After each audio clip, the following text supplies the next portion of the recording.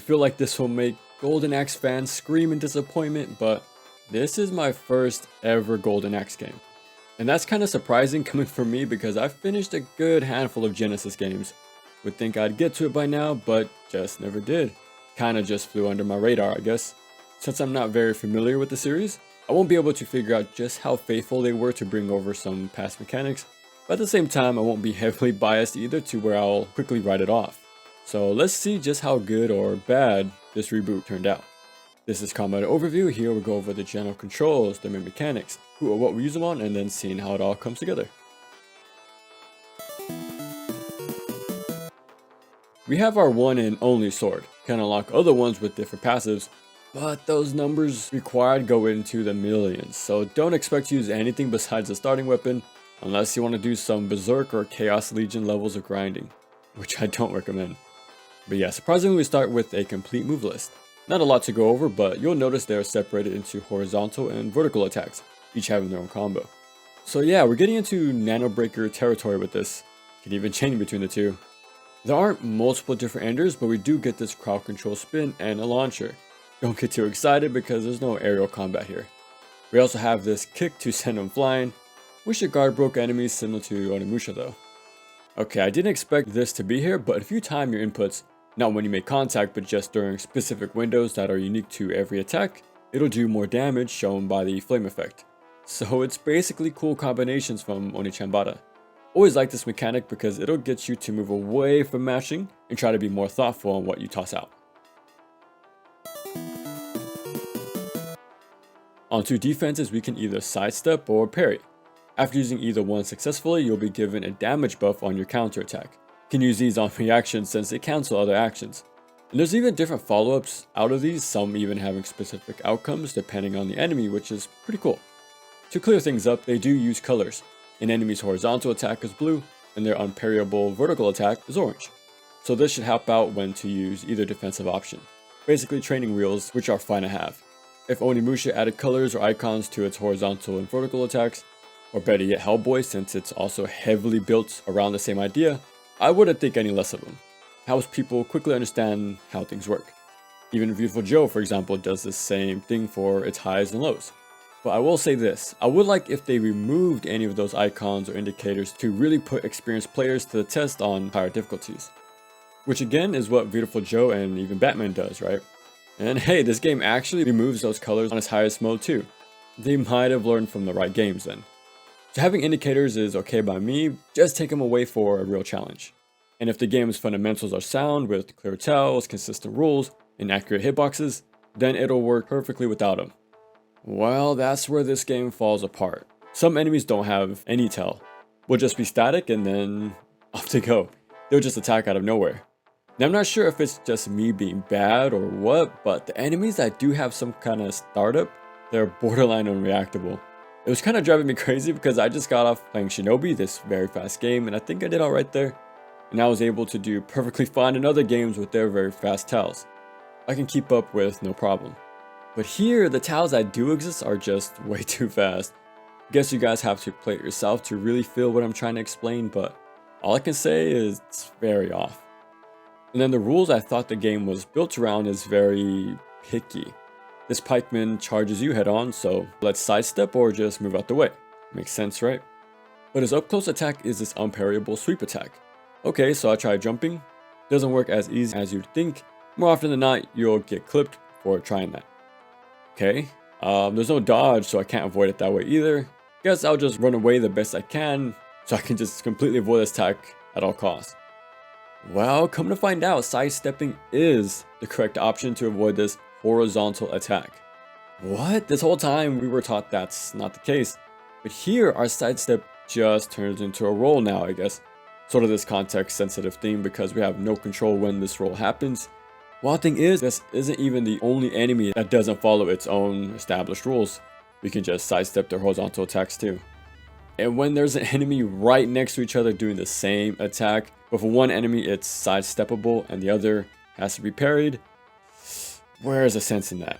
And you see this happen for a few enemies too. It's literally the same attack, but their properties are just swapped because who knows really. And I'm starting to think they didn't either. Yeah, this entire thing feels thrown together and very unpolished. Looking at the HUD, it's very straightforward. Got a health, which have no upgrades for it, so you have to rely on finding those breakable objects to find some health drops. Sometimes you have to plan out your entire strategy around these, so it's very arcadey in that way. No powered up state either, only thing close to that are those beasts in select areas. We do have magic with limited cast, the simple projectile and when to clear the nearby area. You do get different magic attacks as you go on, with double or triple presses, but the starter fireball is literally all you need, takes down a lot of problem enemies pretty quick. Now for upgrades, it's one of the few games without any. While to think how rare this is, can only think of this, DMC2, Rising Zan, and the Shinobi reboots. I'm probably forgetting one or two more, but yeah, seems like it's a 50-50 chance if it's good or not. Now I don't think it's hit or miss because of this style of progression. I think all approaches can work perfectly fine. I don't mind if there's RPG level ups with XP, or proficiency level ups, shops, skill trees, or skill wheels. I can enjoy them all. But since the no upgrade approach is so rare, it's very interesting to see how any game would go about it. But if you look at it through the lens of a classic 2D beat 'em up, then having everything is the norm. And the idea of having a complete kit at the start is pretty cool on paper, because that means it's up to us to learn their inner workings as we go along, and once we've mastered it, let's go back for a second run. But thing is, this only works when we have varied enemy types to interact with in specific ways. Because if we don't, we'll instantly run into the same issues we saw in DMC2. Yeah, we're giving all these different moves, but none of it matters because the enemy design is awful. Just being these overly passive stand-ins. Which means you're not pushed to learn every move's unique function, so you can approach them in smart ways. And this game has that same issue, and a few more which we'll see in a bit. Yeah, I don't mind how a game approaches progression, because I can enjoy them all, but if you don't have good enemy design, then it won't matter one bit. When it comes to enemies, yeah, we've seen how their attacks and properties don't match up. So trying to play around these guys isn't as fun like other games that go for the same thing. Not only that, enemy variety is pretty lacking. Well, there are these bug enemies. They have a hard shell on top to protect themselves from your mindless smashing, so instead, you need to launch them to expose their squishy side. This is pretty much one for one taken right out of Nano Breaker. Would have been really cool to have more of these different interactions depending on our attacks, again like Nano Breaker. Then to have this sort of ground-based footsie stuff going on like Onimusha, where everyone has specific hitboxes to maneuver around, and with those timed inputs, it's another mechanic for us to not mash and actually be more vigilant with what we and our enemies are doing. This game could have been really awesome, but the execution all around just wasn't there. For bosses, very slim pickings. We fight Firstborn, just land a few hits to bring them to their knees, which is our chance to kick them into these pillars, and rinse and repeat. Our second boss is Secondborn. It's the same boss, but again, knock down, kick, pillar, repeat. Queen of the Dead is something different. Not much of a fun boss, but it's something new at least. Yeah, she'll make duplicates, teleport a lot. Just gotta do quick damage before she takes off. And when she goes off to heal, just toss the axe at these targets to bring her back down. Now remember those two ogre looking bosses we fought earlier? Well, let's fight them again, at the same time. It seems to have this Chaos Legion problem where it's a pretty clear copy and paste job, and to make a fight different, let's just add more of them. And then for the final boss, Death Adder. At first, it'll be this knight, very straightforward stuff we've seen before, just be sure to kick him into the axe for big damage. And then for phase 2, he'll become this big snake. This is surprisingly a solid fight. Jumping over shockwaves, and there's actually different startups for either his vertical and horizontal attacks, with long enough startups this time too. So finally there's some clear tiles and consistent patterns to pick up on. Then after dealing enough damage, you need to destroy his healing barrier, similar to the queen, and afterwards can use them to destroy a few pillars to weaken those heals for next time.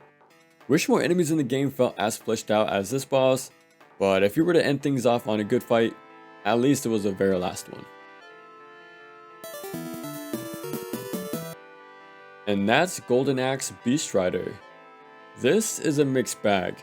So for one, beasts are fun at times, mostly just hitboxes flailing at each other, but they try to keep it interesting. We kind of get this Crash Bandicoot stage where we have to run on this trap filled course, having to break all these barrels while avoiding TNT basically. Doesn't control the best, but I like what they're going for. And near the end, we have this one-off with a pretty powerful beast, just to have this little power fantasy as we build up to the finale. So they try to mix it up where they could, and I'll give them props for that. And the entire combat side of things has some neat ideas. There's even the rare moment where you see the vision, but for one reason or another, it just falls flat. The amount of hate I've seen for this game before trying it myself made me expect something unplayable, but to me it's more of a that's too bad sort of feeling, since it could have been a solid action game with a few refinements. Now, I can imagine me not being as familiar with the series is making me go a little easy on the game, but I've played Lords of Shadow, so I can empathize when your favorite series gets a bad entry that misses the entire point on why you like the games in the first place. But yeah, it's a very, very flawed game. There's no way around that. But you can't help but feel bad that we didn't see its concepts fully realized. A lot of what ifs with this one. But now that it's making another return, let's hope that upcoming game will make a stronger impact to carry on the Golden Axe legacy for many more generations.